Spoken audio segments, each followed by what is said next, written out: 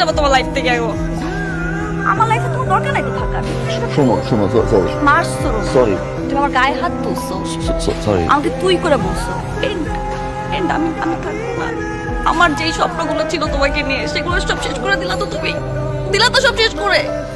তোমার না, আমি তোমাকে বলতেছি, তোমার লাইফে আমি যখন থাকবো না, তখন তুমি বুঝবা আমি তোমার লাইফে কি ছিলাম। তখন তুমি আমাকে বুঝবা, কিন্তু তুমি আমাকে পাবা না, পাবা না আমাকে।